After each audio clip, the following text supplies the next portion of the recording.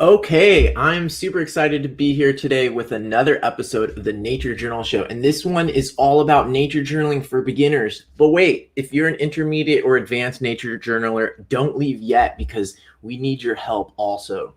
So maybe you're just getting started with nature journaling, or there's some challenges that you're having.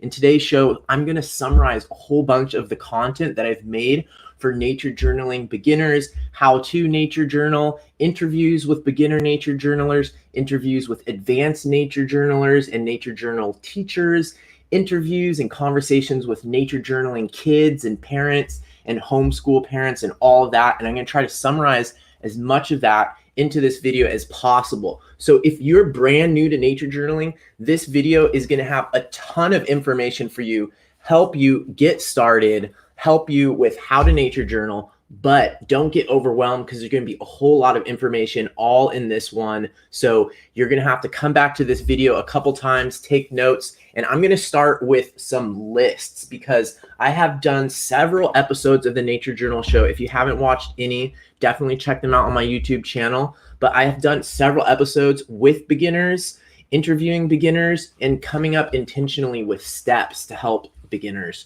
So right now I'm going to start with these 5 tips. So get your pencils ready. And I'm going to start with these 5 tips that I got from an interview with Heather Krellin. And Heather started nature journaling sort of at the beginning of the pandemic, but she quickly became apparent in the nature journaling community because she was sharing so much. And I was really curious about her mindset and her process and how she got started as a beginner with nature journaling and how she was learning so fast. So let's write out some of these tips here. I'm going to switch over to my document camera and share these tips with you. Actually, maybe I'll just read them out loud. So the first tip that Heather shared is make an easy routine. So make an easy routine with your nature journaling. And especially at first, don't try to start too big with too big of a goal. Maybe, nature journaling for 2 hours a day is way too big of a goal for you when you're starting out. But making it a routine means there's some regularity to it, and that will make it easier to keep up once you get in that flow. And it will also help you learn a lot faster. If you only nature journal once a month, you're going to learn very slowly.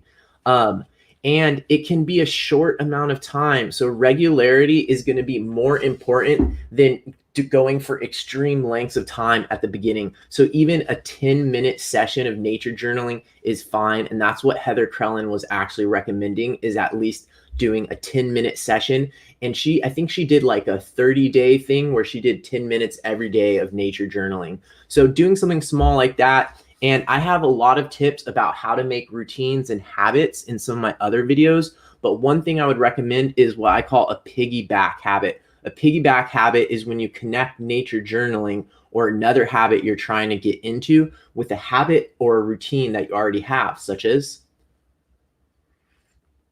drinking coffee. Most of you probably drink coffee or tea or some other beverage for at least 10 minutes a day. And you probably, if you include the time you spend preparing it, you probably spend 15 minutes a day doing that. What if you just busted out your nature journal? By the way, nature journaling while you're drinking coffee is super fun. I wasn't nature journaling while drinking coffee when I did this page here, but I have done in the past. So that is one way to take care of that routine and make it a habit, is to combine it with another habit. So that is tip number 1 from these 5 tips from Heather Krellin, tips for beginners for nature journaling. The second one was keep a simple kit with you all the time. So Heather was recommending that beginners keep a simple nature journaling kit with them at all times. She has one in her purse, and that just makes it so much easier. And the word that I use for that is friction. So if you have your nature journal kit really easily accessible, there's not a lot of friction for you to start your nature journaling process. But if you have to get all of this stuff out, clean a space, make an appointment for a babysitter to take care of your kids and do all of these things before you can nature journal, that's a lot of friction that's going to get in the way and make it so much harder, especially on days when you're tired. So keeping a simple kit with you at all times was tip number 2. And that's a great idea for beginners. And tip number 3 is identify your daily nature. So Heather during the pandemic, she lives in, I think it's like a condo or something, and they don't have like a backyard, a huge backyard or a garden like some people do. And they weren't able to go to parks or any of those places where she was used to nature journaling, such as the San Diego Zoo or whatever. But she found that she could nature journal the sky. No matter what, she could look out and see the sky and nature journal the sky. And that ended up being an example of what she calls daily nature. So what is daily nature for you? It could be, and this is something I'm going to get into in more depth later. If you don't have access to nature for whatever reason, nature as in like outside wilderness places, there's probably some type of nature that you could find in your house or bring into your house or even in your refrigerator that you could nature journal. So finding your daily nature was her tip number 3.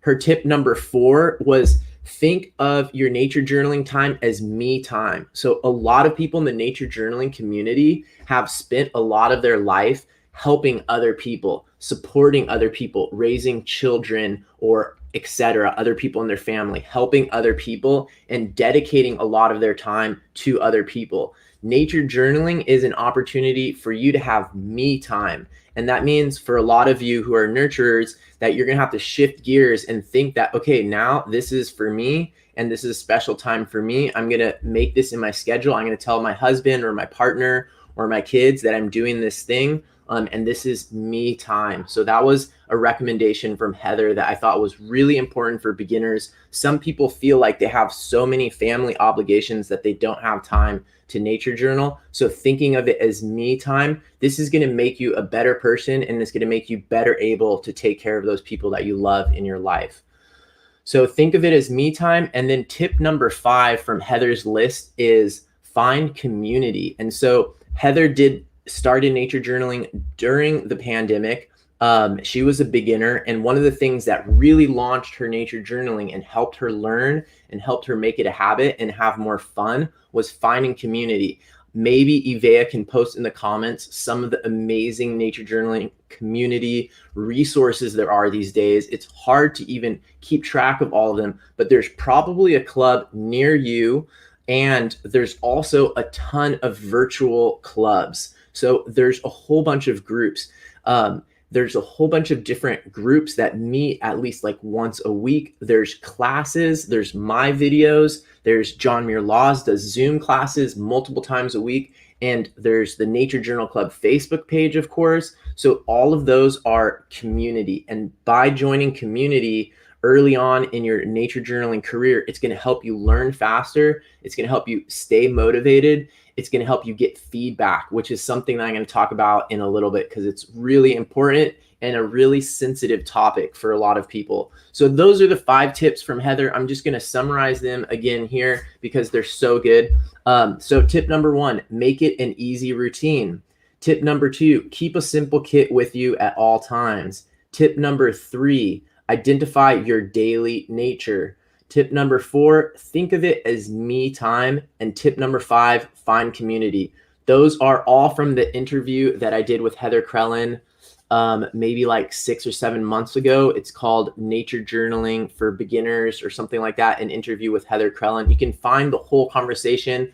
I encourage you to watch it at some point. But that's the summary. And I'm going to keep going through today and summarizing a bunch of these lists and other videos and other interviews where I have tips. Oh, that reminds me, I have to do one about making time for nature journaling because that's an important one. All right, so now that you have those 5 tips from Heather, I'm going to go into the next bunch of tips. Let's see, making time for nature journaling. I have a whole video about that and actually interviewed Ivea in that one. I interviewed Akshay and Gargi in that one. And I interviewed, I think, Suzanne in that one. So I interviewed a variety of people in that one about how to make time for nature journaling because that's something that ends up being a challenge for a lot of people. But next, I'm going to get into a really fun one. And these are 10 terms that every nature journaler should know. So this is an old video. I should probably repost it on the Nature Journal Club Facebook page because I think it's really funny. and really good. But there's a whole bunch of lingo for nature journaling, and I try to go through as much of it as possible and give definitions for it for beginners, because just like any hobby, nature journaling has lingo, and maybe it has even more weird vocabulary than other hobbies. That's a good sign. And however, when you're first getting started with nature journaling and you're trying to learn how to nature journal as a beginner, sometimes this lingo can be a little bit confusing. If you're watching this and you're an intermediate or advanced nature journaler, or a beginner, post some of your favorite lingo in the comments. I'd love to see if there's any that I didn't cover on here. So lingo term number 1 from that video that I did is pencil miles. And so pencil miles, I haven't researched the etymology of this term, but I think Jack came up with it. And it's just the idea that the more you practice drawing, the better you get. And that focusing on, if you can imagine making a lot of mileage with the pencil, like wearing through tons and tons of it, is going to make you better at drawing, as opposed to just worrying about making pretty pictures. So, for example, I did this reptile nature journaling class, and it was with this lady, Rachel Wallman, and we were trying to draw her reptiles while they're moving around. It would have been really easy for me to just be like, okay, I'm just going to watch these reptiles. I'm not going to try to draw. Because look, I mean, these drawings are pretty bad, right? But the thing is these are pencil miles. So in that 1 hour interview, I put in a couple miles with my pencil, and that's going to make me a better artist. So that's the vocabulary word, the nature journaling vocab word number 1, pencil miles. And we now have this awesome group that Ivea leads several times a week that's named pencil miles now. So that's really cool. And it's also very liberating as a beginner to think about it in terms of quantity instead of quality. So thinking about, okay, I just need to put in a lot of miles on my pencil, and I don't need to worry about what it looks like. And if you come at it that way, you're actually going to get to better drawings in the end. The term number two, metadata. So this is a term that I think is used in a whole bunch of other industries, and people are like, what does that mean when we talk about it in nature journaling? So I'll show you an example. Here is an example of metadata. It's basically like what your elementary school teacher would have marked you down for if you didn't put it on your assignment that you turned in. So it's a location, a date, a time, temperature, maybe something about the weather. It's basically like a heading. So your elementary school teacher would give you a 0 if your name wasn't on there, if the date wasn't on there. And, that was kind of boring and rote and whatever. But in nature journaling, it is important to include that information, because it establishes the location, the time, and all of this context that is important information, especially if you look back at that page in the future. I've looked back at some pages where I don't have metadata, and it's just like, oh man, I wish I knew where I was, what time it was, when that was. Like, what if there was like a cool flower blooming and I want to go back and see that? So term number 2, the nature journaling for beginners, terms defined. Metadata is basically that information, that contextual information, that heading that you put at the top of your page. Term number 3, and I saw someone posted this already, is landscape ito. So this is a super cool one. I should probably write this out. This is a super cool one, and I think Jack invented this word as well. And it's we don't have diminutives in English anymore, unfortunately. Whoops, wrong camera. We don't have diminutives in English anymore, but they do have them in Spanish still. And so Jack took the Spanish diminutive and added it to the word landscape. And so it makes it a small landscape, which is just more fun to say than saying a small landscape. Landscape ito. So you've probably seen this already. Sometimes I call them a small scene. You've probably seen this already. People do it a lot in their nature journals. And part of the idea is to make it small, okay? So if you're doing a full page landscape ito, that's probably not a landscape ito anymore. So I think I started the video showing an example. This is not, okay, here's a good example. This is a landscapeito. See how small this is right here? This is not a landscapeito. And so the important thing is that this small size you can do more quickly. And if you can do it more quickly, you won't get frustrated and you'll learn faster. So do landscapeitos. If you've seen that term and are like, what the heck is that? Or spell check keeps changing it. Landscapeito, it's a nature journaling specific term that we've invented. Hopefully will be added to the Oxford English Dictionary next year or something like that. But add it to your own personal dictionary right now. So we've got 3 words so far, and term number 4, some of these aren't necessarily words, but they're concepts. And the 4th one is non-photo blue pencil. This is actually not a non-photo blue pencil. This is just a watercolor pencil, but a non-photo blue, I'll keep holding it though as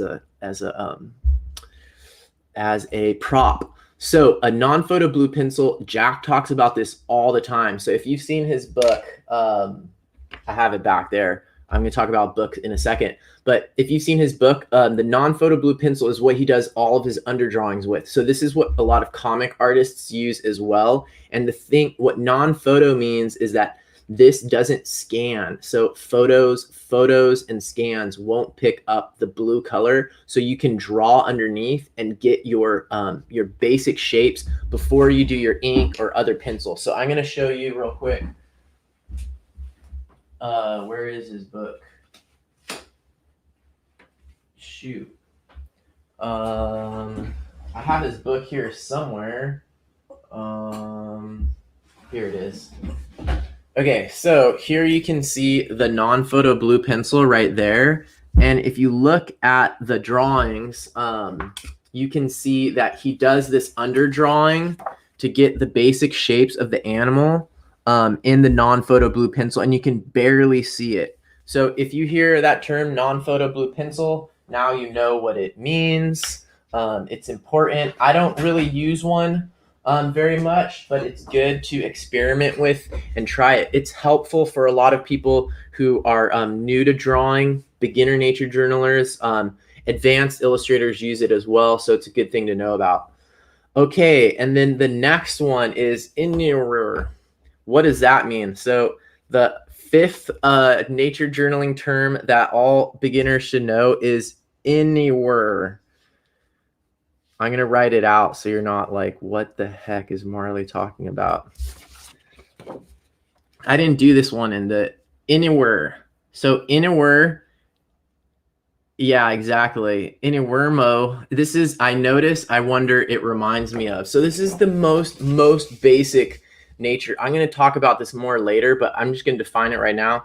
It stands for I notice, I wonder, it reminds me of. And so if you can only teach one nature journaling thing to a kid, or you can only do one nature journaling activity, or you can only remember one, do I notice, I wonder, it reminds me of. It's the most important nature journaling technique.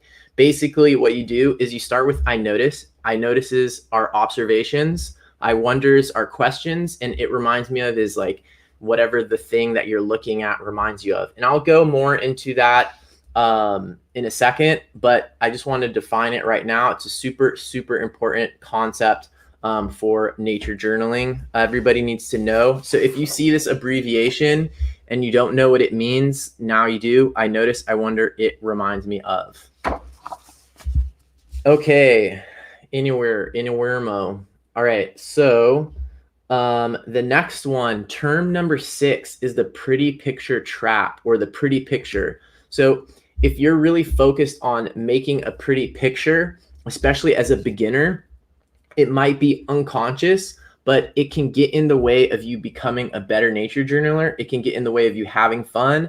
It can make you stop nature journaling early. And it could also be the thing that prevents you from becoming a better artist in the end anyways. So the paradox is that focusing on making better drawings is not going to help you make better drawings. Just focusing on drawing a lot is going to help you eventually make better drawings. So the pretty picture trap is the trap that you get into if you focus too much on what you're drawing on what the outcome is going to be instead of focusing on the input.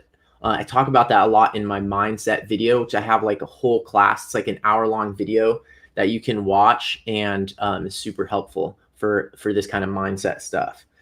Okay, and then the next one that is related, number 7, is precious. So when we talk about precious in nature journaling, we're not talking about Schmeagol and the ring from Lord of the Rings. We're talking about you getting precious about your nature journal. So let me try to find an example in this nature. This is not being precious right here, but let me show you an example. Sometimes what happens is you get in one good drawing, and then you start becoming precious, and you're worried that you're going to mess it up. So let me try to find an example here. I have not been that precious lately, but if I get a really good drawing in, sometimes I worry about messing up the page. Let's see. I'm not finding any good examples of that here. But basically, if you get in a really good drawing, or you have paper that's really nice. So for example, I'm going to show you this sketchbook later that has really nice paper or really nice drawing supplies. All of those things can make you feel precious. And if you feel precious about your drawing supplies, you'll be afraid to mess them up. And if you're afraid to mess them up, then you're not going to get as many pencil miles in. So don't get precious. But if you see that word precious being used, that's what we're talking about. Okay, next one, number 8 is stealing ideas. This is another one that it's not a new word, but it's a new connotation. And so stealing, usually it has such a negative connotation that some people have trouble even using it in this nature journaling connotation. But in nature journaling, when we talk about stealing, we're talking about sharing ideas. And one term that a friend Akshay used is open source. So in software design and technology, they talk about open source being open source is when the software can be seen and shared and worked on by anybody, and it's in opposition to proprietary technology or proprietary information. So for example, Apple or certain companies, they don't share the software that is at the basis of their programs. Whereas other software such as Linux, you can see everything that's underneath and you can design stuff that will work with that. So in nature journaling, what we like to talk about, and this is something that John Muir Laws also started, is stealing ideas. So when we do a nature journal share, which we used to do in public, we used to do those in public, we would do a thing at the end where we would walk around and look at each other's pages. And it's really easy to be like, oh, that's really beautiful, or I love how they did that. But instead, Jack would always recommend, John Muir Laws would always recommend, look at what they did. And if you notice in yourself this feeling of like, oh, I really like that, or I think that's beautiful, try to figure out what is one thing that you could steal, one idea that you could steal and use in your own nature journal. So for example, oh, this looks really cool. I'm going to steal this idea of using color for this one part and no color anywhere else. Or I'm going to steal this idea of using an arrow that is like a bubble arrow. That's, an outline arrow. So that is what stealing ideas means. And I did a whole video called how to steal ideas or something like that. It's really important, really, really important, because it goes into the parts of us that are unconscious. So a lot of times there's things that are happening with our art and with our nature journaling that are unconscious, and it could be influencing how we feel about nature journaling, our motivation, and how we're learning without us really understanding what is actually going on. And so this idea of like how to share ideas, how to get ideas from other people is super important. And I'm going to talk about that in a little bit when I talk about finding a teacher or getting feedback. So then after stealing ideas, the next term that I want to talk about is post hoc. Where is my book at? In this book right here that I'm going to talk about a little bit later, this is the Essential Nature Journaling book. If you're a nature journaling beginner and you can only get one book, this is probably the book for you to get. In here, he talks about this idea of post hoc composition, and it's a Latin term that means after the fact, I think. But he uses it as a pun because he draws a hawk. But the idea of post hoc is basically, and this isn't really used in the nature journaling community that much that I see anymore. It comes up every once in a while, but I just wanted to define it. It's when you do composition after the fact. So say you go out and you do a bunch of sketches like this, and then afterwards you can come in with like your Tombow pen, which is one of these, and maybe you could add sort of like boxes around some of these elements, or you could even add watercolor washes that go underneath them and highlight certain things. And that would be post hoc work or post hoc composition. Sometimes now I just call it homework when you do nature journaling at home or add to your pages after you're back from the field. Okay, so we're still going through this list of 10 terms that all nature journalers should know. And the next one is sacrificial pancakes. This is such a good one. I think Jack came up with this one also. Sacrificial pancakes are, when you're making pancakes, you have to make a few bad ones. Like the first few pancakes, usually just the first one doesn't come out. I don't understand exactly the physics of this. Maybe someone should nature journal it, but for some reason, the first pancake doesn't usually come out right. However, if you don't make that pancake, you won't be able to make all the good ones that come afterwards. And so it's the same with drawing. A lot of times, if you haven't been drawing at all for a week or a month or even a day, then your first drawing might not be that great, but you still need to get it out there and you need to do it. So that is an important tip, is to think about sacrificial pancakes and just to know, this is an example of that unconscious thing. If you're new to nature journaling or you're a nature journaling beginner and you start your page and your first drawing comes out looking really bad, there might be, it might set off something inside of you that you'll start blaming yourself, and you won't realize, you won't have that term. And this is where terms, having words for things, is really important. You won't realize, oh, that's my sacrificial pancake. I needed to make that drawing. Now I can keep going. So having these terms can help you. Sacrificial pancakes is a super important one, and it's funny too. So that little bit of humor is really helpful in that moment when your first drawing comes out bad and you look at it and you're like, oh no, my whole session is going to get ruined. Just remind yourself of sacrificial pancakes. The last two terms that all nature journalers, beginners and intermediate alike, should know is binos, B-I-N-O-S. And this is a term that people use as an abbreviation for binoculars. Some people say bins also. And if you see this word, you just know that they're talking about binoculars. Binos or bins. Those are great abbreviations to know. And a lot of people in the nature journaling community are using these close focus, these Papilio close focus binoculars. And you've probably seen them before. I'll post links to all of this stuff. But that's what binos are. And the last one is growth mindset. So growth mindset is something that people talk about a lot in the nature journaling community and in other places as well. So it's important to define it precisely, because it's also one of those words that gets thrown around a lot incorrectly. So growth mindset is the definition that I use is based on the research of Carol Dweck. So it's very specific. This woman did I think she's a psychologist. She did a whole bunch of research with children and adults, presenting them with like math problems and seeing how their the way that they saw the world and their own ability affected their outcome on these tests. So growth mindset is the idea that you can get better at things by practicing them, as opposed to the fixed mindset, which believes that we're born with a fixed amount of talent in certain things and that we can't get better at them, that some people are talented and some people are not talented.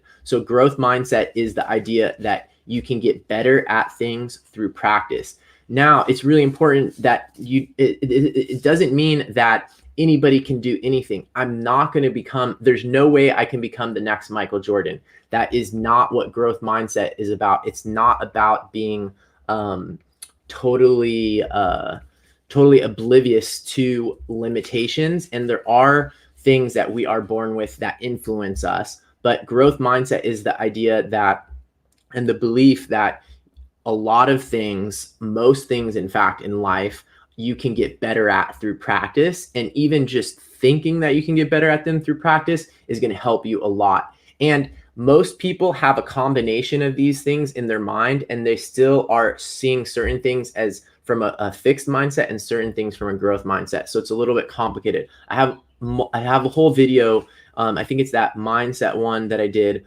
that talks about this a lot. So definitely check that out. And that is the 10 vocabulary terms for that all nature journalers should know. And I'm going to go through them real quick, and then I'm going to look at the chat because it looks like there's a lot of cool stuff in there. But the 10 terms, and I think they ended up being 12. I have a whole video about this, but they're pencil miles, metadata, landscape ethos, non-photo blue pencil, anywheremo, the pretty picture trap, precious, stealing ideas, post hoc, sacrificial pancakes, binos or bins, and growth mindset. Okay, I'm going to look at the chat because it looks like there's actually some cool stuff in here. And let me say hi to everyone. Jean is here. Eve is here. Annetta is here. Hi, everybody. These are great ones that that Jean shared. So I'm going to share these. So this is something that I said, but came originally from some writers, like novelists. And the idea is it was like, I think originally it was like 2 crappy pages a day or something. I saw somewhere it was a recommendation for writers. And so what that does, it's partly funny, but it's also taking away the qualitative part and focusing on the quantitative part. So it liberates you to just focus on the quantity, like the pencil miles, and just to write out those pages. And if you do 2 crappy pages a day, you're going to do better than someone else who is focusing on just they only write when they feel inspired and they feel like they can make a perfect scene or something like that. So that's a great one. And then this is another one, is permission to try. So I did a video a while back, and it was like what is the best present that you can give if you're a nature journaler? What is the best present you can give yourself? And it was permission to try. And so what we don't realize that a lot of times we're actually not trying something. We're not starting something because we don't think we can do it, or we feel like we're not an artist, or we're not talented. And you see this on the Nature Journal Club Facebook page all the time. There's like 20,000 people on there right now, and I think probably less than 500 are the ones that are posting. And of those 500, there's probably like 20 whose posts are the ones that we always see. And so a lot of people might not be giving themselves permission to try. That is one thing. People are afraid to share and are afraid to start. So thanks for sharing that, Jean. Oh, yay, Lisa's on here. Thanks for joining in, Lisa. Thanks, Jean, for that one. Okay, so those are the 5 tips for beginners from Heather, and then 10 terms that all nature journalers should know. Now I'm going to go into, this is a video that I have, how to nature journal in 10 steps. So we're going to go through 10 steps for nature journaling beginners or intermediate nature journalers alike, but mostly for people getting started with nature journaling. These are the 10 steps that I recommend for nature journaling. So first of all is choosing your location. So I think a lot of people have this idea, especially, I think I made this video before COVID, but a lot of people even before COVID had this idea that to nature journal, they have to go out to Yosemite or somewhere wild. And that's not the case at all. Nature is everywhere. Even your body is nature. There's things in your refrigerator that are nature. So you can nature journal those. Your dog is nature. But when I talk about locations in the 10 steps, choosing a location, I say close, convenient, and comfortable. So those are more important than exotic wildlife or amazing vistas. If you can choose a nature journaling location that is close to your home or right outside your home or inside your home or outside the window, it's convenient. It's easy to get to. You know, there's not like dangerous things there, and it's comfortable. There's places for you to sit. There's maybe even picnic tables or something like that. Those three things are way more important than like amazing vistas, exotic animals, like beautiful plants or whatever. Close, convenient, and comfy is the important things for choosing a location. So once you have that first step, step number 2 is gear. So I'm going to get into this a little bit more, but I'll go through a whole thing about gear in a second.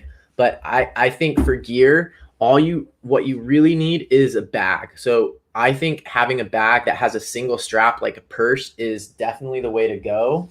And this is more important than having fancy watercolors. So this part is worth investing. Get a bag that has a shoulder strap. This is way, way better than a backpack. A backpack is not good for nature journaling. It's not good, not good, not good. So having a bag with a shoulder strap, a sketchbook, pen or pencil, and whatever you need to be comfortable outside. So you need to have like good layers, sun hat. I really love these sun gloves that I've been using so my hands don't get sunburnt. A hat, sunglasses, whatever comfortable layers. So like think about like what you need, good hiking shoes. Think about what you need to be comfortable outside. And that's more important than getting fancy art supplies. I'll talk about chairs a little bit more later, but for a beginner, having those basic supplies, a bag that you can wear that's convenient, a sketchbook, a pen or a pencil, and stuff to be comfortable outdoors. Because if you're not comfortable in the outdoors, you're not going to be able to nature journal. It doesn't matter. It doesn't matter how hard you try.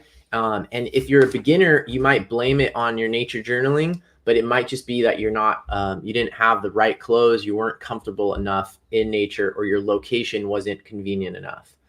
Okay, so the third step for how to nature journal in 10 steps is capture the context quickly. So don't make the mistake of showing up to your nature journaling location and like walking around for 2 hours without pulling out your nature journal. Pull out your nature journal as soon as you get there. And this happens to me. This happens to all of us. So just be self-aware with it. You got to capture the context quickly. And the best way to do that is to just whip out your nature journal and get your metadata right away. Get that metadata on the page right away and get your journal out. Put your binder clips on. That's the first thing I do is I pull out if you do this as soon as you get out of the car, that's the best thing you can do, because if you keep it in your bag, that's why I don't like backpacks.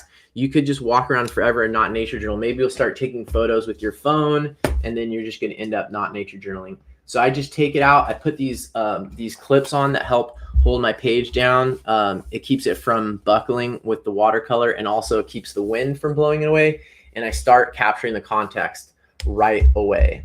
And then the next one, step number 4 is do, I notice, I wonder, it reminds me of. So this is a great way to get warmed up and start paying attention. So say I'm out nature journaling, and in 10 steps, I got my first 2 steps taken care of. My third step, I captured the context. I got my metadata. Now I'm just going to look at this plant right here, and it doesn't need to be the perfect plant. So don't spend an hour walking around looking for the coolest thing to nature journal. The thing about nature journaling is it makes everything cool when you start paying attention to it. So instead of walking around for an hour, just pretending like I'm trying to pick the best thing, I'm just going to pick something fast. And I captured my context. Now I'm going to do, I notice, I wonder, it reminds me of. So I'm going to look at this. Okay, I noticed that it has alternating colors. I noticed that the leaves on some of them are dead at the tips. I noticed that there's more dead ones near the bottom. I noticed that it has water inside of it. I notice a spider web in one of the leaves. So those are all things I notice, and I could write those down. In addition, I could do a quick sketch.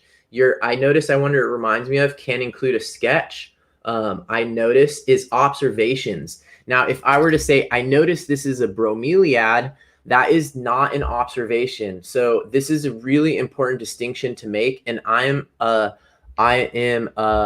very adamant about this. And when I'm teaching classes or leading groups or teaching kids, I don't let them say, I noticed that this is a bromeliad, because that's not something that you notice. That's something that it reminds you of, something that someone else told you, something that you read in a book. That's very different from direct observation. And nature journaling is about starting with a direct observation. So then next we would do, I wonder. I wonder why some of the leaf tips are dead. I wonder how long it can hold water in the middle for.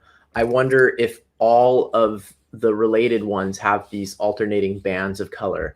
I wonder if it makes a flower. I wonder what relationships it has to animals. I wonder if it has any relationships to animals. I wonder what the roots look like. Those are all questions. I wonder how old it is. I wonder how long it's been growing here for. I wonder how long it can grow for. I wonder how tall it can get. I wonder if anything eats it. I wonder if it captures nutrients from bugs that die in the top. So those are all things that I wonder. And then it reminds me of is your chance to bring in outside information. It reminds me of a bromeliad. It reminds me of a pineapple. It reminds me of something a poison dart frog would live inside of. Those are the it reminds me of. And it can be funny ones too. It reminds me of when you cook bacon and it starts to curl up into a curved shape. So it reminds me of is a good way for you to connect new information with information that already exists in your head. So if you're trying to work on improving your memory in nature and improving your memory of like bird names, plant names, things like that, the it reminds me of is really useful for that. I could get into, I notice, I wonder, it reminds me of so much, but we're still going through the 10 steps of nature journaling. How to nature journal in 10 steps. So after you do the I notice, I wonder, it reminds me of, you're warmed up. And by then you probably have seen something around you that is going to be a more interesting subject. Maybe a bird flew by close. Maybe you saw something on the other side from where you are that looks really interesting. But either way, what I recommend now doing is a landscapeito. So this is step number 5, do a landscapeito. So here's an example I did from my window. This is probably a 15-minute landscapeito. And when you're doing a landscapeito, you're not only capturing sort of the scene, which is like your establishing shot. If it were a movie, the establishing shot gives you a bunch of information about where this story is taking place. If I just dive into, like some newts that are mating in a pond, but I don't have an overview of the pond with the trees and the trail and maybe the houses, then that's super, that information is important. So the landscapeito is really useful in that way. And also, I swear, some of my best animal encounters, I have a video that's coming out on Wednesday where I have a crazy animal encounter. This animal comes super close to me while I'm doing a landscapeito. So if you want to see animals, don't go looking for animals, go do a landscapeito. And while you're sitting there doing a landscapeito, the animals will come closer to you. You'll see a lot of birds. You'll hear birds. You'll probably see mammals. Lots of stuff can happen while you're doing that landscapeito. Plus, once you have that establishing shot, all of this other information is within a context that's much more interesting. Okay, so then step number 6 is draw a diagram. This is one that's really easy to do, but most people in the nature journaling community kind of skip over this one a little bit too much, I would say. And it's really, really useful because it also makes it so that you don't have to worry about the quality of your drawing. So John Muir Laws actually recommends if your drawing is looking bad, turn it into a diagram and start adding arrows pointing to it, add cross sections, things like that. And you can really capture a lot of information. Amy Schlesser has a whole video on John Muir Law's website about diagrams and how to use them. I just flipped through like 20 pages and haven't found one. So that's a bad sign about my nature journaling, that I'm not using them enough. Okay, here's sort of an example. If you do a cross section of a plant, I was drawing this plant right here, and I did a cross section of part of it. That's sort of an example of a diagram. Having lots of arrows pointing to things, measuring things, those are diagrams. There's also a whole lot of other ways you can do visual diagrams. Here's another example. These right here, I should put some more information on here because it's confusing, but these two shapes right here are my interpretation of what this snake would look like in cross section. So these are diagrams of what that snake would look like in cross section. I definitely did not cut the snake in half. So these are using diagrams as an imaginary tool. Drawing is a thinking tool. So this is an important part where we can think about our intentions, is that nature journaling is not just another art hobby. It's not just about making pretty pictures. It's about using drawing as a thinking tool. So if you're realizing that, especially as a beginner, then you can use diagrams and use drawings in a much more liberated way, because you're not worrying about how this is going to look in the end, what the outcome is going to be. You're realizing that even just going through the process of drawing this diagram is going to help you understand nature better. It's going to help you understand what you're looking at a lot better. This could kind of be a diagram. Oh wait, let me see. I think I have one here of this. Here we go. Here's some more examples of more like diagrams. So this is this Komodo dragon that I was nature journaling at the San Francisco Zoo. And right here, I was really curious about the way these muscles on its back looked, and how they form these sort of like lumps. And here you can see that this is based on me imagining what the lizard looked like from above. I could not see the lizard from above, and then what those back muscles would look like. That is a diagram. And this is the kind of thing I don't do enough of in my nature journaling. This is where the metacognition comes in. But paying attention and trying to realize, okay, I should be doing more diagrams. Or like this, where I'm trying to understand the way that it actually walks compared to the way I thought it would walk initially. Look at how its head is much more upright like that and not like straight out. So using diagrams is super powerful. And whether you're a beginner or an advanced nature journaler, using more diagrams is going to liberate you to get more on your page and not necessarily worrying about making some kind of polished drawing in the end. Okay, and then so that's step number six. Step number 6 in the 10 steps for how to nature journal in 10 steps. The next one is ask more questions. Go back over your page. This is similar to diagrams. Most people are not asking enough questions in their nature journals, and you can do this at the end. Go back over your page. How many questions did I ask with the Komodo dragon? Do I have no questions on that page? If there's no questions on that page, go back in and just write some in. And the crazy thing is your pages will look better with some writing on them. I'm telling you, your pages will look better with some writing on them. And if you're asking questions, you're going to learn a whole lot more. Questions are the most underrated, undertaught, misunderstood intellectual tool of the 21st century, and people are not asking them enough. 4-year-old girls ask more questions than any other demographic, according to this study that I read about. And then after like age 4 or 5, the number of questions people ask per day just goes down like this until by high school, they're asking 0 questions a day in terms of like curiosity questions, I should point out. And so we need to learn how to ask questions again, because it's super important.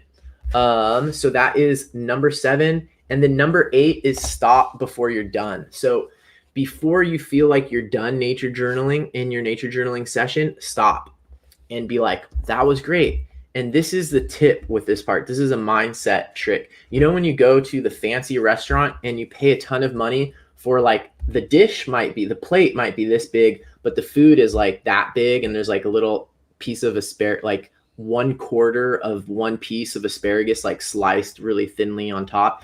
What the trick with that is it looks beautiful, first of all, and then you eat it and you're not full when you finish eating that thing. But if you go to another restaurant and they pile this much food on your plate and you eat it and then you get full and then you eat a little bit too much and there's still all this food on your plate, you're just going to look at that and be like, I don't want to have anything to do with that anymore. And it's the same with your nature journaling, especially when you're a beginner. If you go out and you just nature journal really short amount of time and you're still in that pleasure place when you close your nature journal book, then next time your brain is going to be like, yes, I want that. I want to do that again. I didn't get enough last time. So stop before you're done. And then step number 9 is get an ice cream. So I recommend having something that you can reward yourself with. When you're starting your nature journaling practice, have something that you can reward yourself with at the end, and this will help make it a habit. I like chocolate, so a lot of times I will have chocolate. You burn a lot of calories when you're nature journaling. Believe it or not, your brain uses more calories than any other tissue in your body after your heart. So when you're learning to nature journal and you're a beginning nature journaler, having a reward for yourself at the end, it's like training an animal. You're getting into a routine. Give yourself a treat. Go get an ice cream. You deserved it. You've been nature journaling. And then the final step is review and share. So I've done that a little bit with you right now today, like with that Komodo dragon page. I went through and shared and sort of did a self-critique of that page.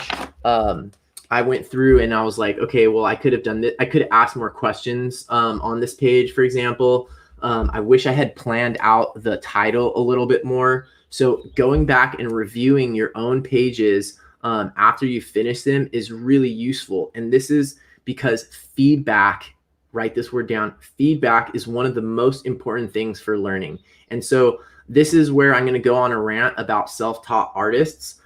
Feedback is one of the most important things for learning. And whether you're giving yourself feedback, that's probably the hardest. Unless it's been some time, you can set your journal down and come back to it a while later after you've finished that journal and go through and review it and try to think about like what you could do better, what you could do differently. I mean, obviously don't be super hard on yourself, but find that balance between, thinking everything you do is golden compared to like thinking everything you do is terrible. Find that balance there and be able to provide yourself feedback is super useful. Otherwise, share it. So there's so much to be gained by sharing your pages with other people. And so when we used to meet a lot in person, we would have a nature journal share at the end of every meeting. Everybody would put out their pages. We'd walk around, look at them, and get ideas. And so there's a lot. I'm going to go into a thing about feedback right now, and then I'll talk about self-taught artists. But there's a lot of benefits to getting some feedback from other people. And this is a really touchy subject because a lot of people have experienced getting feedback that is hurtful. And it's really easy for us to have things. This is where the unconscious part comes out a lot, is we have certain feelings about our own work that we don't realize we have. So for a lot of us, these things that we put on paper are like an extension of ourselves. They're very close to us. So when someone makes a commentary about it, it's really hard for us to realize they're talking about the work. They're not judging you as an individual. And so being judged by someone else, especially if it's critical, feels really hard for all of us. That's natural. And so that's fine. However, what I want you, especially if you're a beginner, to think about and try to practice is not to go into this place where you automatically think that no art can be looked at critically, or that everybody's art is just great. I mean, everybody's art has value in and of itself, but I think it's really easy for some of us to go into a place where we think no one can offer commentary or feedback on my art. It's 100% just valuable as it is, and no one can offer me feedback. That is a place of non-learning, and nature journaling is about learning before anything else. If you end up in a place where you're not going to take any kind of feedback or information from other people about your pages, then that is a non-learning place. So I know this is really difficult, It's complicated. It involves a lot of emotions. I'm going to probably have to do a whole video about this at some point, but I really recommend that you try to get to a place where you can share your work in a way and with people who are going to give you what might be hard feedback on that. And the nature journaling community is super nice in this department, the Nature Journal Club Facebook page and all of these other places.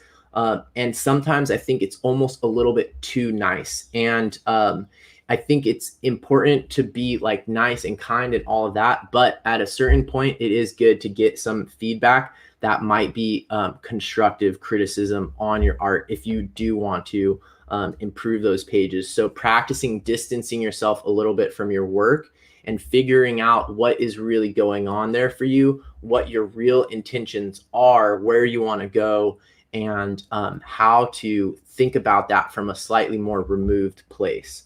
And this is where I'm going to go on a rant about this idea of self-taught artists, which is kind of a new thing and is mainly something that we see in the US. We don't see this in very many other places. I personally don't believe there is such a thing as a self-taught artist. Even if you went back to the Stone Age when people were like making marks on the wall, it's always a remix. You're taking stuff that you see in nature, you're taking stuff that you see from other people, and you're applying that into your art. So there's also no other field where people proclaim themselves as self-taught. You would not go to a dentist who advertise themselves as a self-taught dentist. And so this goes back to growth mindset, is that art, for some reason, there's this idea that some people can just be talented and they can just come out of nowhere and make great art. That to me kind of is a disservice to learning, and the idea that we can learn from other people, and that we'll learn a lot faster if we learn from other people. So what I'm going to talk about next, after I eat a little bit of chocolate and drink a little bit of decaf coffee, is how to find a teacher. And so finding a teacher could be in a book. I'm going to show you how to look at books, how to look at other people's art, and how to take ideas from those and turn those people into sort of teachers and mentors for you that can help you all the time. But I'm going to drink a little bit of this coffee and moisten my mouth and look at all the comments here. Wow, there's so many comments. I see Tess is here from Australia, or at least she was at 3:15. Hi, Tess.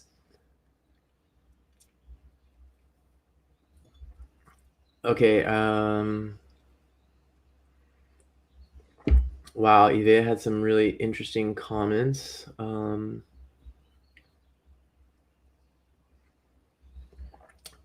So first of all, let me just address this one real quick.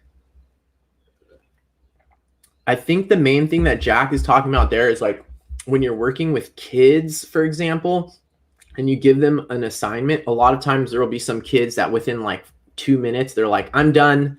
And that's sort of like a voice inside that I think most adults usually don't have that problem. So the whole stopping before you're done it just means not like going beyond trying to do too much, especially in your first couple of times trying to nature journal. I think what Jack talks about is mainly for kids. That happens a lot.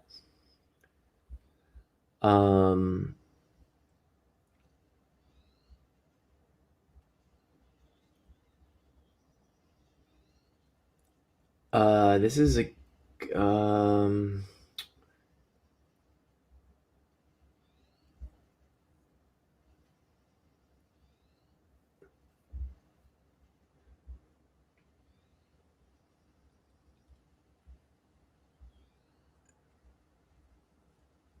yeah, Avea brings up a lot of important stuff. Yeah, so this is a really, really good point from Ivea. Thanks for sharing that. Lots of good stuff in the lots of good conversation in the comments. So definitely check those out. If you're watching this as a recorded show, you should still be able to see these comments from the live chat. Thanks, Ivea, for sharing that. Yeah, I think the yeah, like there's some quote about yeah, being ignored is worse is probably worse than anything else. I think there's just not very much. It's something that's not really spoken about, like how to give feedback, how to how to do these things. So I think that makes it hard, and there's a lot of like unconscious stuff that people are doing around this that can be really challenging. Okay, so the next thing that I'm going to do is I'm going to go through some books that beginner nature journalers I recommend. Some of them are specific books. So I would say if you're just getting started with, and I'm going to talk about how to use them. So this is the part that is often forgotten, but like I'm going to talk about how to use this book, and I'm going to be realistic about it. So this book right here, people love this book, and when they first get it, they're just kind of blown away. So the same thing can happen with the Nature Journal Club Facebook page. When you first find the Nature Journal Club Facebook page, you might just scroll for like an hour, or when you first get this book, you might just flip through it for like an hour, and not actually doing anything with it. So what and the same with the Nature Journal Club Facebook page. So what I'm going to recommend you do is try to be interactive with it, but also don't assume that you're going to be able to go through here and do all of these exercises. I don't think I know anyone. I mean, probably Ray Bonto hasn't even gone through here and done every single one of these. So try to be realistic with yourself about what is actually possible and what you're actually going to do and how you're going to use this book. Another thing I recommend is using sticky notes. Sticky notes are a great way, and then writing in the book. So I write in the book. So here is where I first learned about William D. Barry, and I put questions even. I put questions even where I don't understand things, and I try to actually interact with the book that I'm reading. Another recommendation that I'm going to give for this book and for other nature journaling books such as this is look at this before you go to sleep. So you can just kind of be inspired and try to get some of these ideas in your head by looking through them before you go to sleep, maybe just flipping through some of the pages before you go to sleep, or on the other end is just tackle one thing. Just say, okay, I'm going to try this one thing. Here he talks about how to do like media specific techniques, or he just talks about this. Like I actually copied this landscape thing he does here on the side by my face, and just drew all of those and just copied them straight from the book. Copying things just straight from the book is really useful. And that's how I would recommend using this book. Definitely don't try to just get everything all at once, like the tools that he recommends. This is another place where you can just practice copying stuff directly from the book. He talks about icons and different shapes, how to use different bullets and arrows. Just copying these straight from the book onto sort of cheap paper is a great technique. That's how I'd recommend using this book. Definitely, if you could only have one nature journaling book, that's what I would recommend. Now, the fact of the matter is there aren't that many books that are specifically about nature journaling. Claire Walker Leslie probably has the first books ever that are about nature journaling. You can find those online. Claire Walker Leslie, she has quite a few. I haven't really worked with them that much and don't actually own any. Hannah Hinchman is another author. She has books about nature journaling.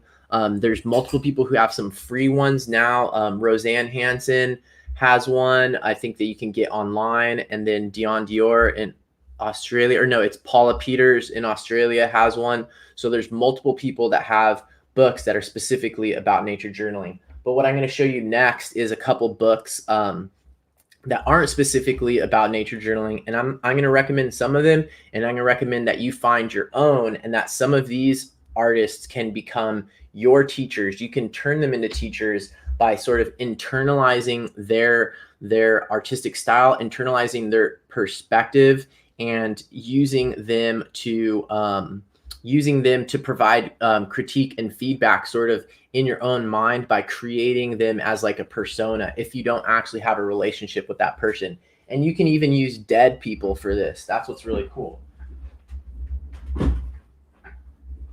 So first of all, this is probably one of the original nature journalers right here, Leonardo da Vinci. So one thing that you can do is you can use the approach where you just look at you can check these out from the library.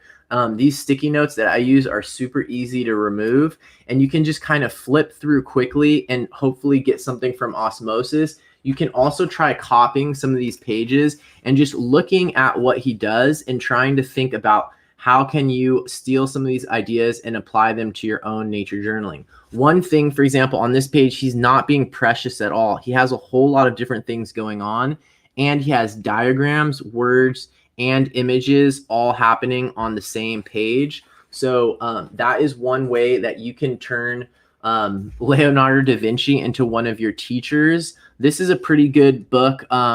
That is all his notebooks. I think it's super ironic, though, that this is all about his notebooks, but still on the front, they have a picture of the Mona Lisa, which I personally am not a huge, I mean, I know from an art history perspective why it's an amazing painting, but I personally am not that interested in the Mona Lisa. I'm way more interested in his notebooks. But the fact that they put this on the cover of a thing about his notebooks is kind of funny.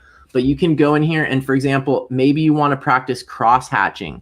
You can go in here and literally just copy one of his drawings and try using cross-hatching. That is one way that you could turn Leonardo da Vinci into one of your teachers. And I recommend doing that with anyone else. Another thing that is a classic technique, if you want to be very studious, is figure out who the teachers of your teachers are. So if you read, like I did in John Muir Law's book, and then you put in this sticky note, you read that he was heavily influenced by this person right here, then look up that person right there. Go look that person up, find out what books they have, and study their books. And this guy is amazing. William D. Barry was a wildlife artist and nature journaler. He wasn't using that term, but he was definitely a nature journaler in Alaska. He did pass away already, but he does some amazing drawings, and you can get a lot of benefit from studying his drawings and copying them. I know Ray Bonto did. I interviewed Ray Bonto a while back, and he copies some of these and has learned a lot from William D. Barry. And a lot of these are drawn from memory. So you can go through artists like this, and I literally will check out like 20 books from the library of a bunch of different artists, and I'll just flip through pages and put in sticky notes of things that I like what they're doing and I want to learn from it, and then I'll try copying those drawings. Another awesome artist, and you might be able to find some of this person's work in the US. It's a French artist who's traveled in Tanzania a lot. I love his landscapes. His landscapes are amazing. The way he uses watercolor and reserves the white. I have spent so much time looking at this book and just staring at these images and trying to figure out how can I copy what is going on. So the first step is noticing your reaction. Whoa, I really like this. Second step is figuring out what is this person doing that makes that reaction in you. Third step is how can you copy it? And literally there's certain artists where I have some of their work that I've just copied their painting over and over and over again, trying to figure out what they're doing. Or you could just focus in on a really small part, like this grass right here. Look at this grass.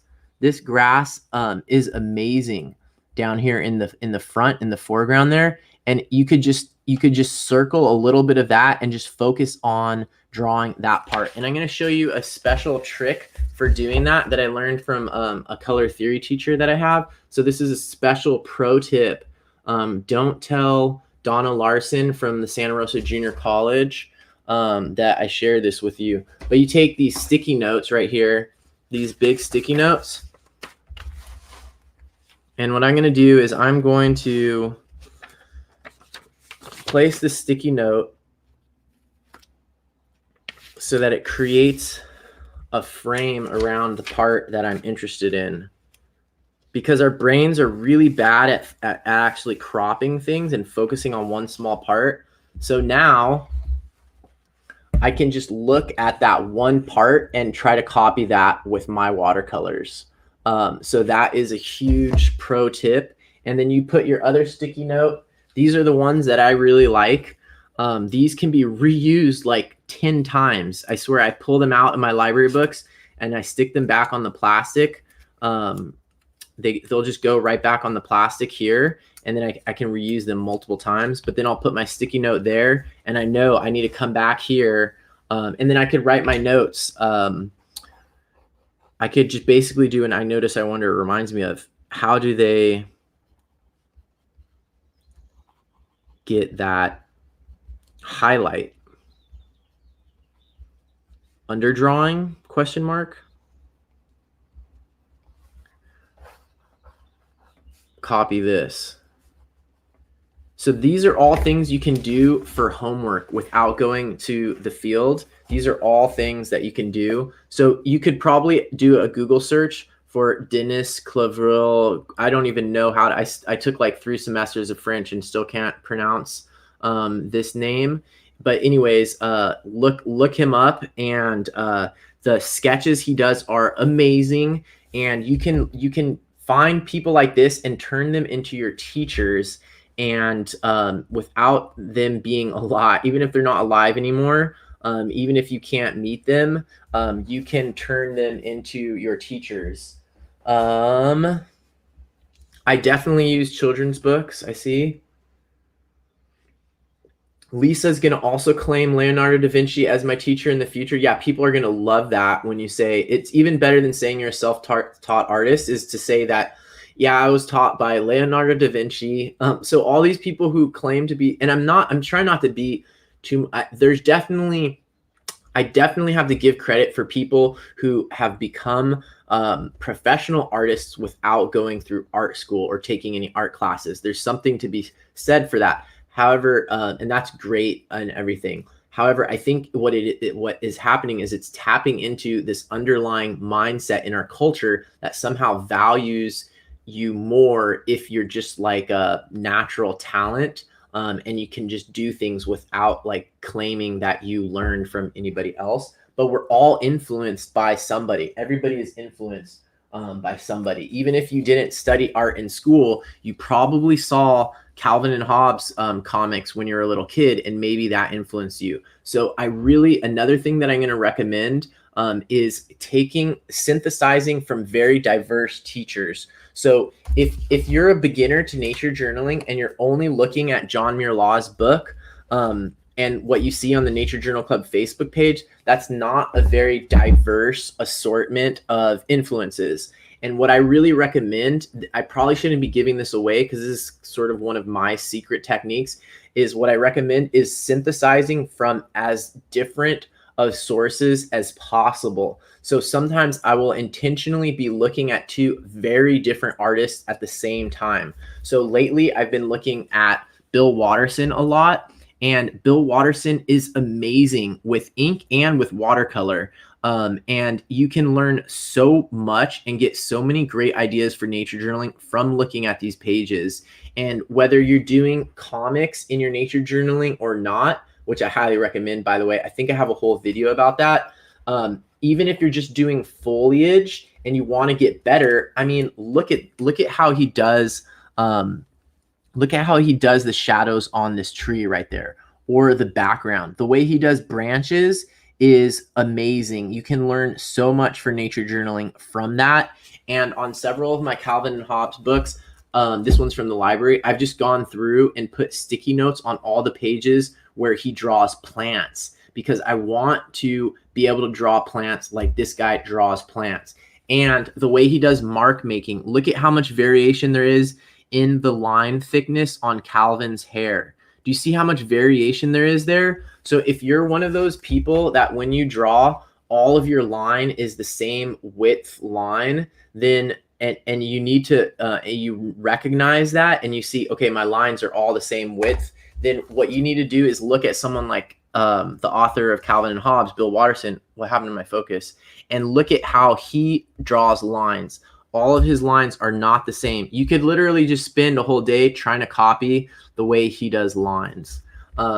So that's another one I recommend. Here's another huge tip is go to libraries when they're doing those sales and they're getting rid of books, because there's a lot of books that are like science books that have super interesting information that you can nature journal from. So not only can you nature journal from the images, but there's also information about the plants or animals or whatever. And this book has diagrams as well. And a lot of it is about biomechanics and how animals move. So I've learned so much from this book. It has these diagrams about aerodynamics and fluid dynamics that I found super useful and have applied to my nature journaling. So these kind of books are great. Another example like that, and this is another one that I got at one of those sales, is this book about jungles. So you can look at science books, look at how they did this diagram here with the levels of the trees. This is something you can steal these ideas for your nature journaling, or how they did this diagram here with these different parts pointing to the different layers of the forest. These are all things you can steal.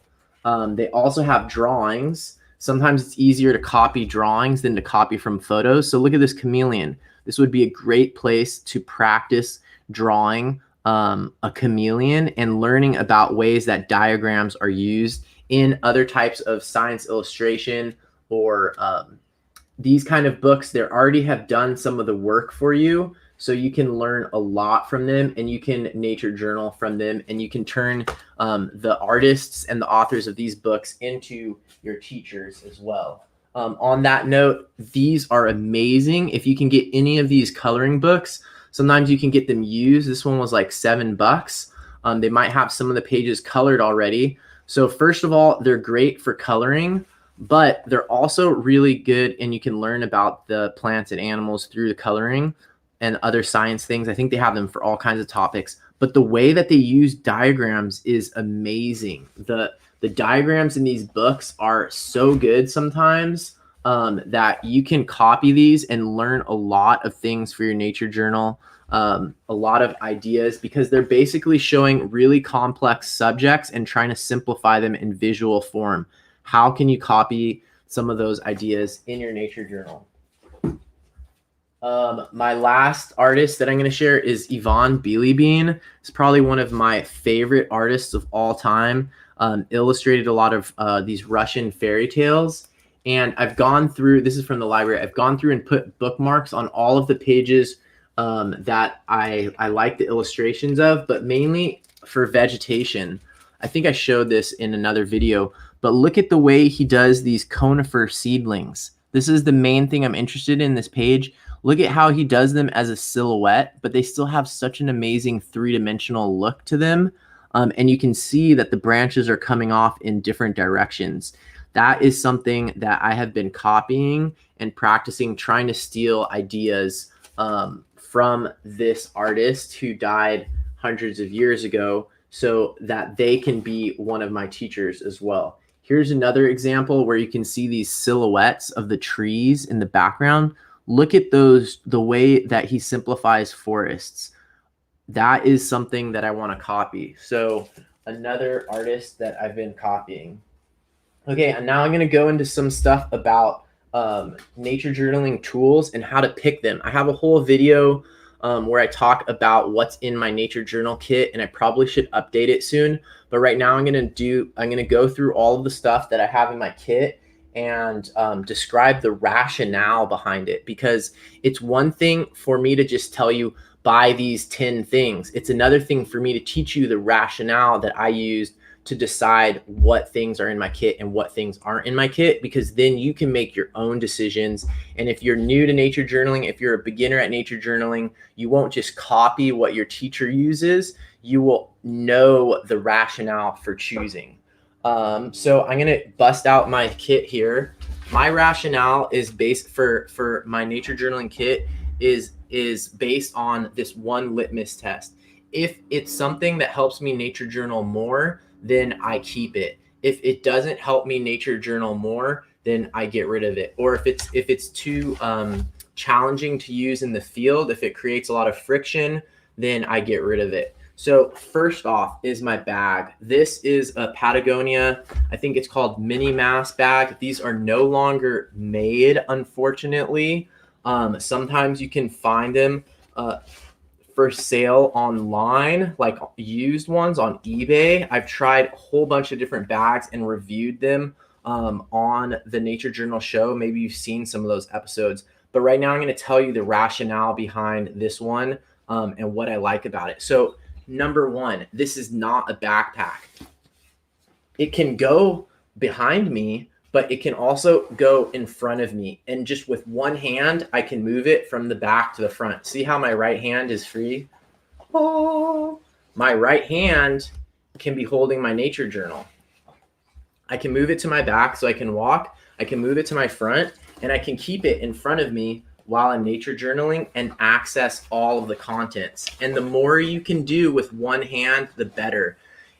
The more your art tools require 2 or 3 hands, the more problem they're going to be when you're nature journaling in the field. So that's the number one thing I like about this external water bottle pocket. I can get to my water really easily. And my nature journal is 9 by 12. It fits into here pretty easily without getting snagged. I can pull it out usually with one hand and usually can put it back in with one hand. It has external pockets. So even when my nature journal is closed and secure inside, there are a few external pockets where I can put things such as gum and my business cards so that I can access some of those things even when my nature journal is packed away. I've used some bags that only have internal pockets, and I don't like that. I need to have some pockets on the outside that I can access. There's also this weird sleeve on the back. This pocket doesn't have a zipper or anything, but amazingly it works for my folding stool. This is a super tiny folding stool. I'll post a link to this later. I love this thing. I've had this since 2012. This can go into here, right there in that back pocket. And now I have a portable chair with me. This bag is not so heavy that it starts to hurt if I'm nature journaling standing up. I go take it to museums, aquariums, and zoos and can nature journal all day. I've been to Tanzania and followed around the Hadzabe Bushmen for a week, running around through the brush and the spiny brush in Africa using this. It's been to the Amazon. So I can pull out my sketchbook and then the internal pockets. There is some internal organization, but not too much because you don't really need that many internal pockets. There's one in the back that I put my watercolor palette in. And then there's a major one in the front that I put all of my drawing tools in. And you need to be able to access these easily. You need to be able to access these really easily and pull them in and out with one hand. Maybe like one extra zipper or one extra pouch where you can put things that you don't need to access frequently, but you mainly need pockets that are easy to access, including while you're wearing it. Some bags, when you put them on, they scrunch up so much that you can't access any of the holes. That's not good at all. The other thing I really like about this bag is these things. So these allow me to put a jacket and strap a jacket onto this bag without adding that much weight or it getting in the way too much. And those are the things that are important. So like I said, if the tool helps you nature journal more, then keep it. If it doesn't help you nature journal more or is inconvenient, get rid of it. One last thing I should point out is the lid, this flap right here, covers the entire thing. So water and dirt won't get in there when this is closed. Those are the things that I like about this bag. This is one of the most important nature journaling supplies you can get. Get this before you get fancy watercolor or fancy brushes or whatever.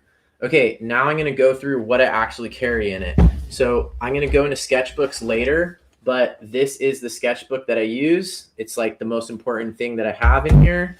After that, the next most important thing for me is this Pilot Fudayaku brush pen. This is the one that has gray on one end and black on the other. I've done full reviews of this in the past compared it to other brush pens. I like it way better than any of these zebra pens, way better.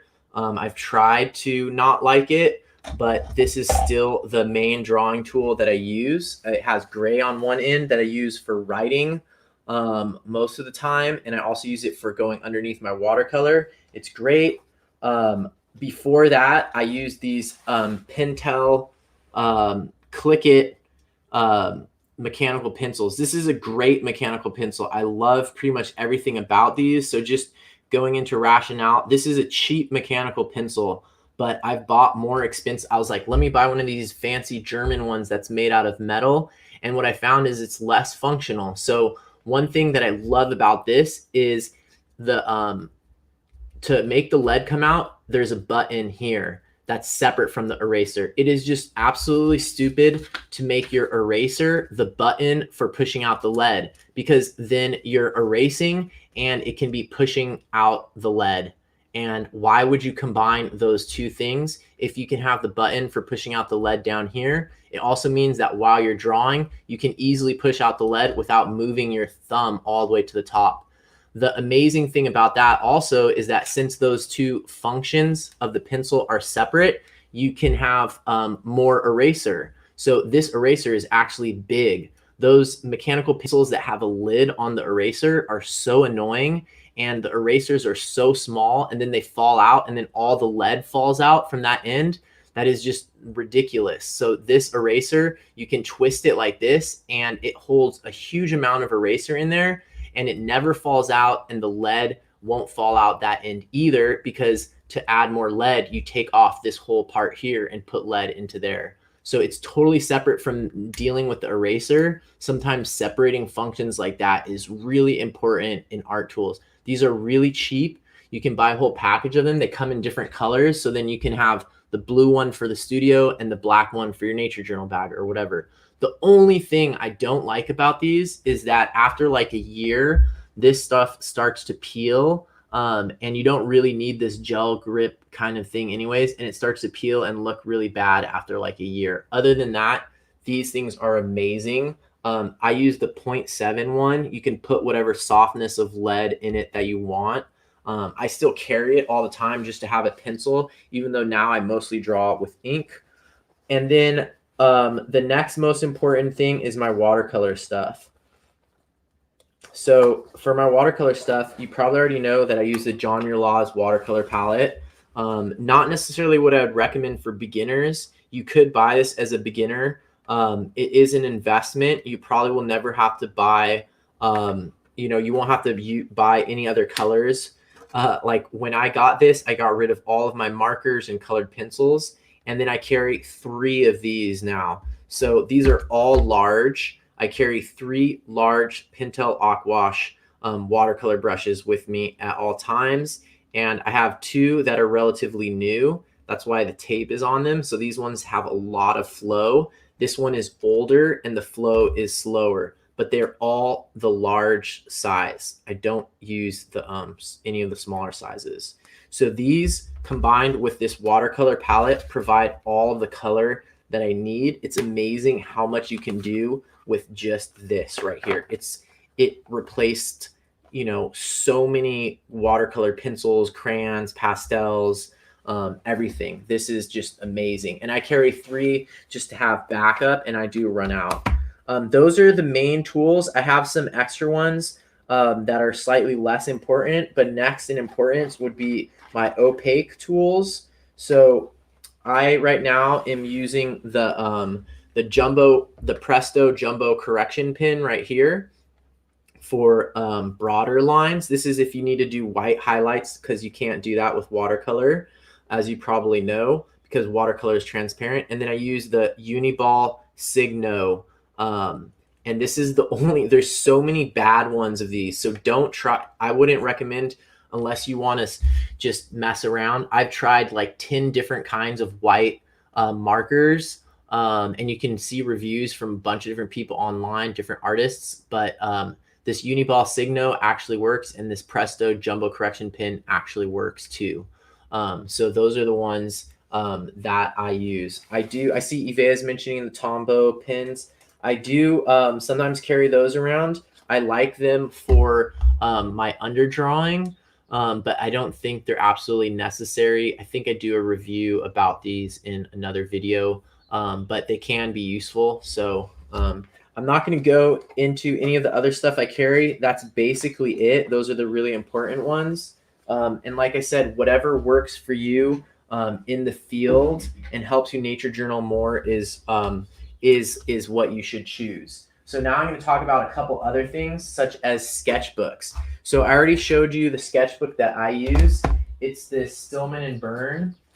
This company should really start giving me free stuff, or maybe even paying me, because I've probably bought like $500 worth of their sketchbooks, and I'm talking about them all the time. But this is the one that I use. It's the Alpha Series Premium Sketchbook. And it's Stillman and Byrne, so it's 150 GSM. That's the weight of the paper. Paper is measured in two different metrics, which can be confusing. Sometimes it's in pounds, sometimes it's in GSM. GSM is better because the other measurement is related to the size of the paper, so it's not it doesn't really convert easily. There's 50 sheets, that is 100 pages, and it's 9 by 12. It has a medium grain surface, so a little bit of texture, and it is just straight white paper. They have all of these other ones too. They even have toned paper. I don't really use any of the other ones, but right now I have a whole video about how to choose a sketchbook, but I'm just going to go right now into some of the basics that I think are important, so you can choose the one that works best for you. So first thing is the paper. So like I said, I use 150 GSM. That to me is enough for even really heavy washes. So I definitely do a lot of watercolor, and sometimes I do pretty heavy washes. And you can see my paper does, it buckles a little bit, but it's not out of control. I would rather that than have half as many pages in my journal and heavy paper for, when I'm doing just writing. Here's another big watercolor wash that worked fine. But sometimes I'm just doing writing in ink, and I don't need fancy watercolor paper for that. So for me, this paper is great, 150 GSM. The texture is fine. It's not amazing for watercolor, but if you have fancy watercolor paper, you kind of can get away with a lot. Things look more interesting. All of that. So this paper works great. I like white paper. I used ivory paper for a while, and that was, not that great. Some reason my autofocus isn't working. Eve is asking if I have a playlist of supplies reviews. I think I do, and they're all tagged product review also. I don't know about the one in the Facebook group though. Great questions, Evea. So anyways, that paper choice works for me. So if you're going to be doing a sort of like mixed media, I recommend getting something in this range of, it says dry media here, but I think 150 GSM is fine for wet media. Personally, I do some pretty big washes on this paper, but I would recommend, if you think you're going to be doing some watercolor, don't get a super heavy watercolor paper unless you're only going to be doing watercolor. So for nature journaling, I don't actually recommend using watercolor paper as your main paper. It's more expensive. It might make you feel precious. I just don't recommend it. So I would recommend something in this range, 150 GSM. That's choosing paper. You might want to try toned paper, but for nature journaling beginners, I don't recommend it. You can even get cheaper paper. Here is a book. This one's in 75 pounds, so I can't actually compare it to 150 GSM, but I think this is less. So this paper right here, yeah, it's definitely lighter. This is more just straight up drawing paper, but I would say for a beginner, for nature journaling, this is fine paper. This is like Art Alternatives, so they're a really cheap brand. Canson, has some like basics line. 75 pounds, it's 110 Sheets. Oh, here we go. In Spanish, it says it's 110 GSM. So this is less than the one that I use, but this would work fine for a beginner. I would say go for something like 110 GSM. 75 pounds is going to be fine for nature journaling. So once you have your paper, the next important thing is the size. Size is super important. This is too small. I've tried nature journaling in something like this. It's possible, and it could work for you. Like I said, if you end up nature journaling more when you use something this small, that could be good. What you'll notice in mine is that that there's a ton of empty pages. So that means this did not get used. This would fit in your pocket, which is convenient. One of the things I don't like about this is the way that I have to hold it. And it means that see how the heel of my hand is in the air? That makes it harder to do a lot of drawing for me. And I have to hold it up like this. I can't brace it anyway in my arm. That makes it harder for me. Also, there's not very much space to draw things. I find that having more space helps me nature journal more. So that's too small. This is too big. So this is sort of like a novelty thing. I still haven't finished this one, but this is way too big for nature journaling, obviously, unless you want to like turn your nature journaling into your workout routine also. Otherwise, I don't recommend this one. It's too big. I'll show you sort of an in-between size. This size could work for a lot of people. This will fit into your purse pretty easily. This is like a moleskin. Actually, this one's lectern. This is what I use for this is the size book that I use for my bullet journal. I personally wouldn't use this for nature journaling. It's just a little bit too small. I found that I tried switching to this size for a nature journal for like a couple months, and I nature journaled way less. And even just having, as soon as my hand gets down to this corner, I don't want to, this whole part is way harder to draw on when you're in the field because it's smaller. This size though could work for some people. This is Stillman and Byrne also. This could be really good for kids. But I tried it and it was just too small for me. I didn't nature journal as much when I had this one as I do with this one. So, like Yve is pointing out, it depends on the size of your body. So like for me, I can't brace this the way that I can brace this one. So what I love about this size is it's super easy for me to brace. It's like almost the length of my forearm. So when I'm nature journaling, I'm standing like this. I can brace this against me. And it makes it just so easy in the field. And that doesn't work for the other sizes that I've tried. So if you can find, and I have a video how to nature journal standing up where I talk about this whole technique. And see, with this one, I have to bend my wrist too much. If you can hold your nature journal open and against you like this, it's super useful. I see Nature Sketches pointing out making your own sketchbooks. That's a great idea. If you can do that, that's probably the best. Okay, now I'm going to go into some more about binding. So I really like having hardcover. This is hard on both sides and it's spiral bound.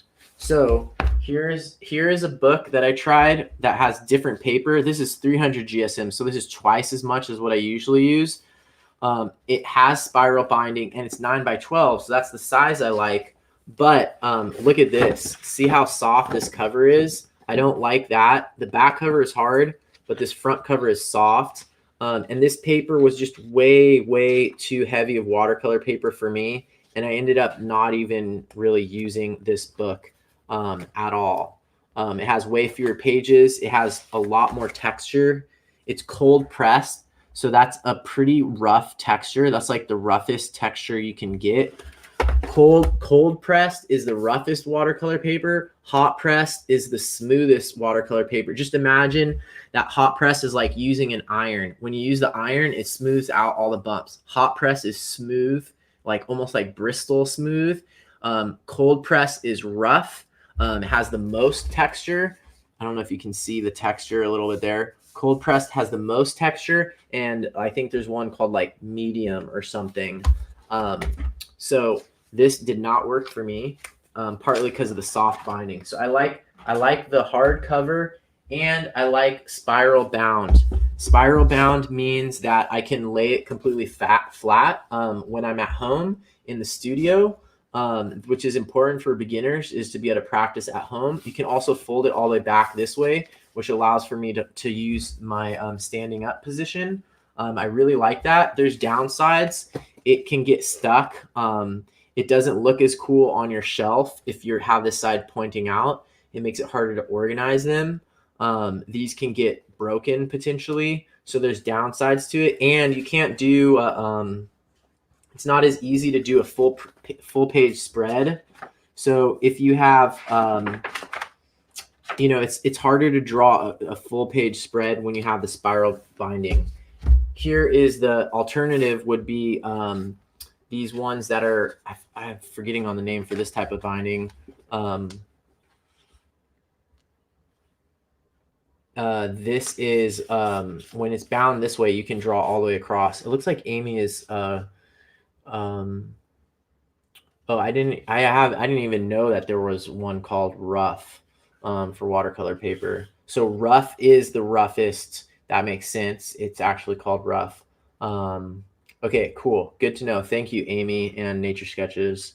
So anyways, this one right here, this does not have, I've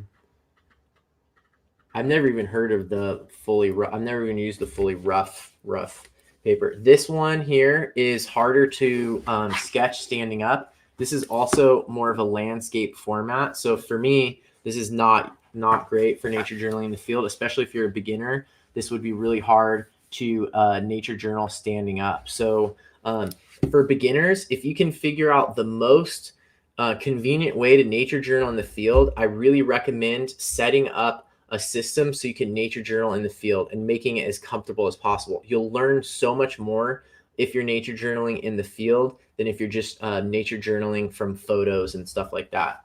So that's a little bit about how to choose a book. I'm going to talk quickly about binoculars. I definitely recommend the close focus binoculars. These are the Pentax Papilio. I used to have this other pair. I mean, I still have this other pair that are much bigger, more expensive, but they're so much heavier that, and it takes me way longer to find the birds in here. The focus takes longer, and it just is harder to bring it up and heavier. So I have a whole video about how to draw with your binoculars, and it's using these binoculars. I can't draw very easily with these binoculars, but with these ones I can, and they're close focus, so I can look at things that are half a meter in front of my binoculars, which is right here. So I can look, I can look at flowers in my house like super easily. And these binoculars are amazing. The other thing I want to talk about just quickly are chairs, because being comfortable in nature is going to make you nature journal so much more. So I already showed you this really small one that fits. It practically fits in the back pocket of my pants.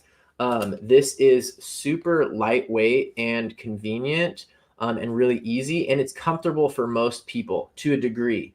You're not going to want to spend 4 hours sitting in this chair, but it's really great to have something. I've taken it lots of places, even to like museums or zoos where you don't know what the seating is going to be like, and you can sit right in front of the aquarium or something like that. It's really quick to take down and set back up. And I just stick it in the back of my nature journal purse. Super easy. But the other chair that I've been using for almost a year now is this Joey Camp chair by Travel Chair. And I'm going to do a full review about this at some point.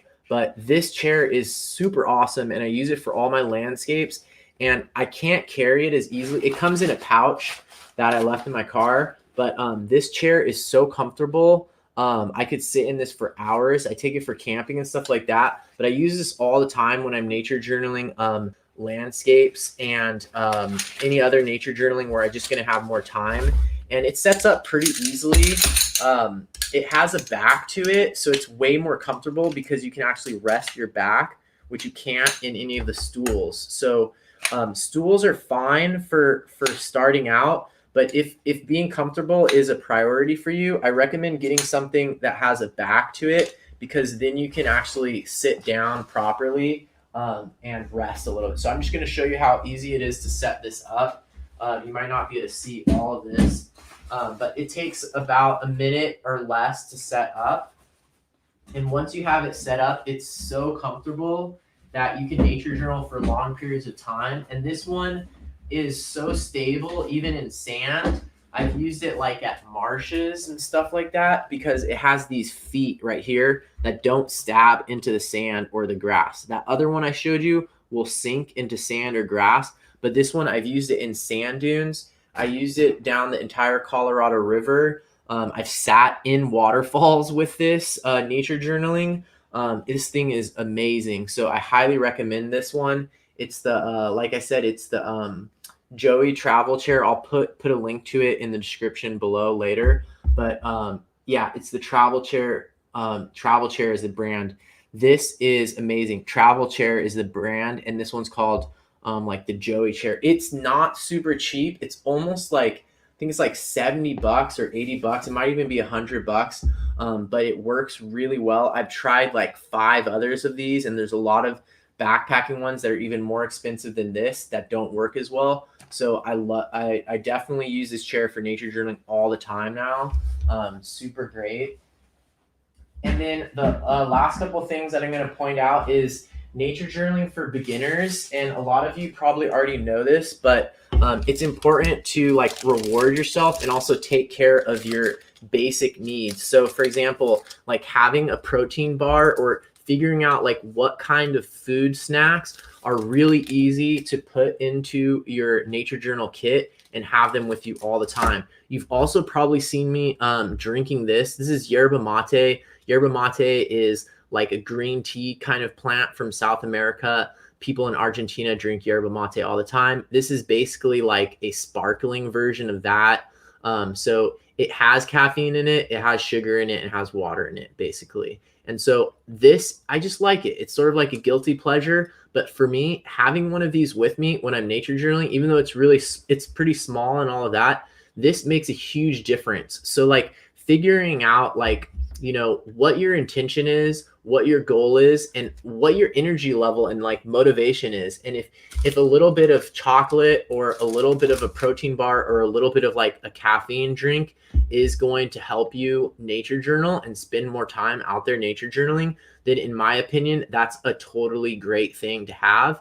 And just being like nice to yourself and treating yourself. So for me, having one of these can make a huge difference, especially at the end of a long day. And I'm like, okay, I really want a nature journal. I took these down the Grand Canyon. I had like 20 of them, but that kind of thing is super, super useful. Another thing that a lot of people don't take, but this could be having something that you can like catch little bugs in or collect sand or leaves or whatever in is super useful. And then last thing that I'm going to recommend for beginners is, some people don't have the same amount of accessibility to nature. Some people might be stuck at home for a variety of reasons or choices. And that's totally fine. And there's a lot of nature journaling that you can do at home. The things that I recommend are getting a plant. So it can be super fun to nature journal a plant, and you can learn so much just practicing drawing this every day, nature journaling this, learning about this. It's super cool having a plant. Next up from that would be getting a carnivorous plant. I've recommended this before. I think I have a video all about nature journaling from home, but carnivorous plants are amazing. I know Ivea has one. Some of them are really hard to grow and like really expensive, but try to get like an easy, cheap one. And nature journaling this at home can be a super great thing. Next level up is get a pet. So some people have pets already, or if you have kids, pets can be great. I really recommend invertebrates and reptiles. So I have a baby tarantula in here. I think she's getting ready to molt.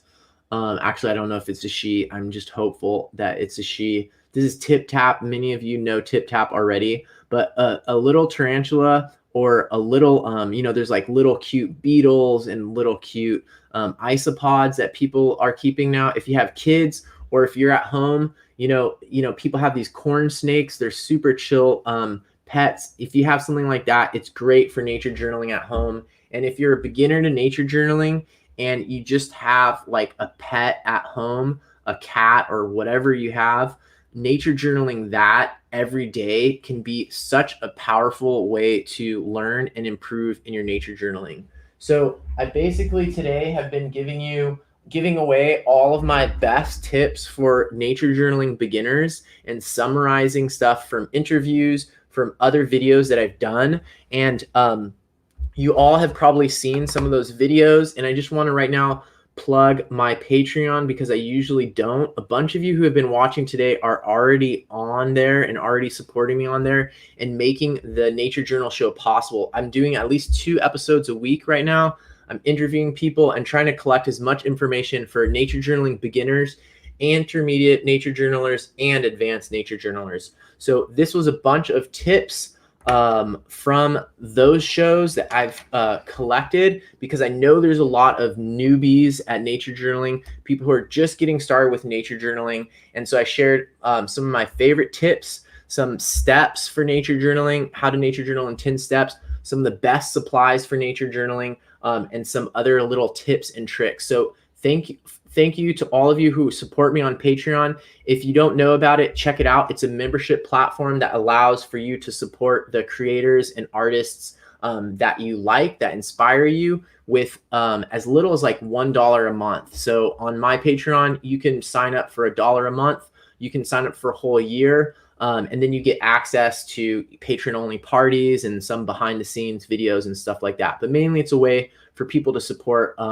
what I am doing. Thanks everybody for joining. Lisa, welcome to the show. Ivea, Anetta, Angie, you're all awesome patrons on Patreon already. And Jean was here earlier, and Amy, and all of you, thank you so much. And for those of you who watch this later as a recorded version, enjoy and take notes. And may we all nature journal more. That is the bottom line. If you're doing more nature journaling, everything is good. So whatever choices in your life can help you nature journal more, I'm telling you, it's going to make your whole life so much better. You're awesome too, Ivea. All right, good to see all of you. Bye, everyone. And hey, next week, there's a whole bunch of shows coming out about fire. On Wednesday, I'm going to be gone for the premiere, but on Wednesday, it's going to be this episode I've been editing for a super long time about nature journaling during a prescribed burn. I'm going to be wearing a hard hat and everything. And then nature journaling, fire following flowers next Sunday. So stay tuned for that. It's going to be super exciting episodes coming up. So make sure you're getting notifications if you're subscribed on YouTube. All right. Bye, everybody.